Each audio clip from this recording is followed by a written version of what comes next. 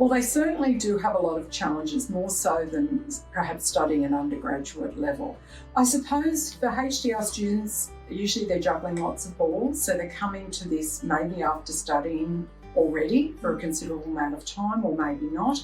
But usually they have other commitments, families, parents, other children perhaps. So, they've got lots of things and they're working. Sometimes they're tutoring or working as research assistants. So they've got lots of things that they need to manage, as well as the intensity of doing this research at such a higher degree level. So for a lot of them, it can result in also burnout with this high level of stress.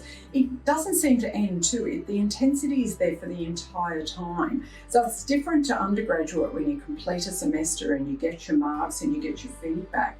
So sometimes that's something we see in our service, that students really doubt themselves. And there's a thing called imposter syndrome, and we often see it quite a bit, where people feel they're a fraud, that they really shouldn't be even accepted in to do high degree research, that someone will find out and kick them out of it.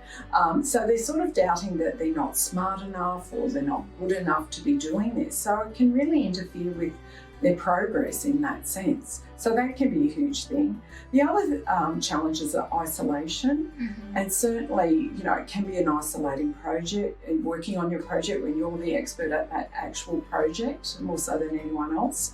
So also not having time. Time is a big one that comes up. Feeling that they just can't stop to attend to their self-care and all those things that we know will help sustain them through the long-term study.